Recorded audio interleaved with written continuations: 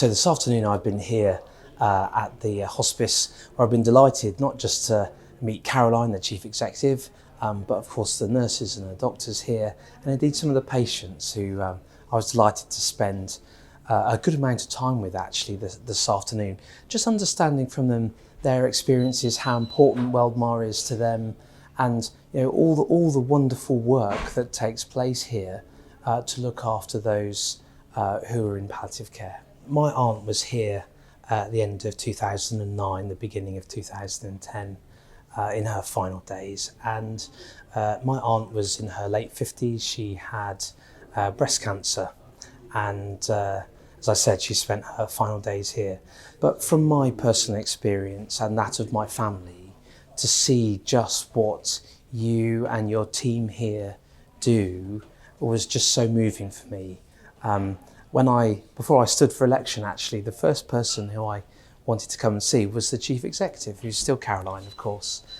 to understand much more about how the hospice had moved forward since I was last here, of course, which was almost 10 years then. But coming today, I can just see how much has changed still. I mean, the hospice itself has been pretty much completely refurbished. It's just so lovely and refreshing to see that this is pretty much state of the art,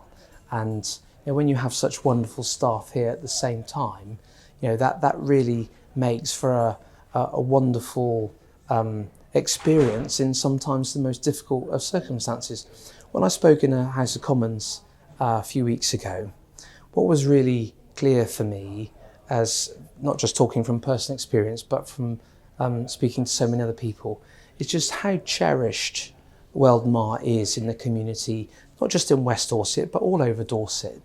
And I think that is because of the similar sorts of experiences that I and my family have. Those connections, through wonderful times and difficult times, have been forged here, and I think that's why Weldmar is so cherished. A few weeks ago in Parliament, we had the discussion and the debate about hospice funding, and what the objective of that debate was to highlight the fact that actually hospices today have a considerable need for third-party funding, for charitable giving and so on, in order to deliver the care of which the hospice does. Now, the debate we had was really to flesh out all of the issues and the different views about the models that could be adopted. So there were some who were making the case for fully financed or fully state-financed hospice provision. There were others who were saying actually we should just have a little bit more, and there were others who were saying actually the role of the community in supporting the hospice is the primary reason why there is such a close relationship between the hospice and the community, not just here in West Dorset, but all the hospices across the country. So my contribution to that debate was actually to say, well, because of that relationship that we have, I think it's important that we keep a level of charitable funding, but actually maybe the dial from where it is today may need to change. And I think the first steps of that potentially happening have happened in that debate, because that's the first time for a very long time